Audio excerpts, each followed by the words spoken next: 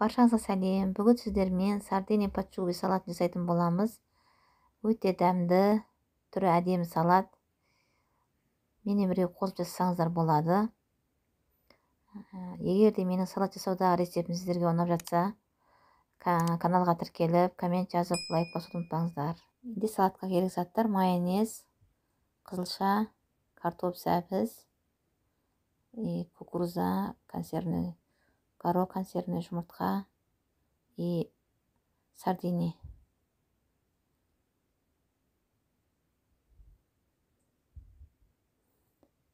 Сардинияды езіп аламыз. Бірінші ең астына салаттың. Жұмыртқаны, свекланы бәрін өткізіп алдым. Картопты да өткізіп алдым үкіштен. Сәбізді өткізіп алдым. Енді белгімен мыжғылаған сардинияның үстіне біртіндеп осыларды қатар-қатармен қойып салатымыз жасаймыз. Майонезді осылай сеуіп алам.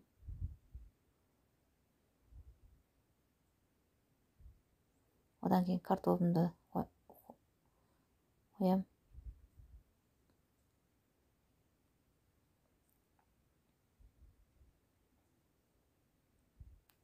Әр қатарды қойған сайын үстіне шамал тұз сеуіп отырам.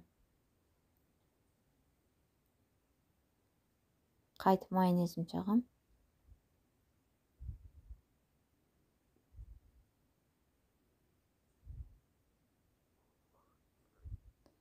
Сәбіз салам.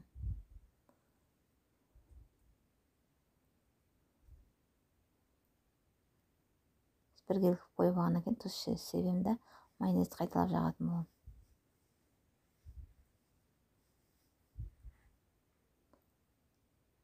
Арасына бір қатар горохты салып жіберем. Өйткені менде үлкен банкіде горох болғаннан кейін бір қатар горохты жүргіздім. Қайтып майонезді жағамыз. Үкіштен өткен жұмыртқаны салам. Онда біргелік жайып алғаннан кейін шамал тұзын сеуіп майонез жағамыз қайтып. Енді қызылшамызды саламыз.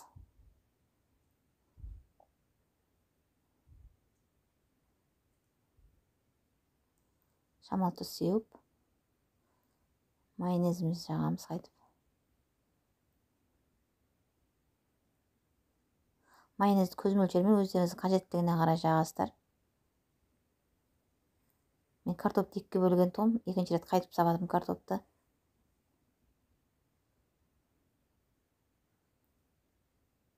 Шамал тұз сеуіп, қайтадан майонезімізді жағамыз.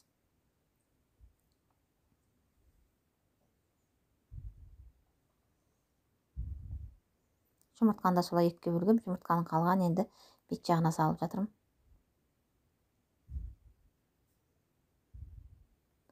Ең үстің қабатына сол жұмыртқамызды жабамыз. Сосын әрлеу үшін жаңағы консервный кукурузамен горохымызды бет жағына қойсақ болады. Сонымен салатымыз дайын.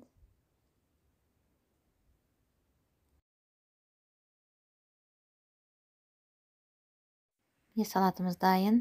Мен айналасы біркелкі болу үшін кальций қойғандым, кальцийін алып тастадым. Салатымыз осылай болып шықты. Достар, егер де салат ұнап жатса, рецептісі каналыма тіркеліп, коммент жазып, қоңыраушаны басуды ұмытпаңыздар. Түрі өте әдемі болып тұр.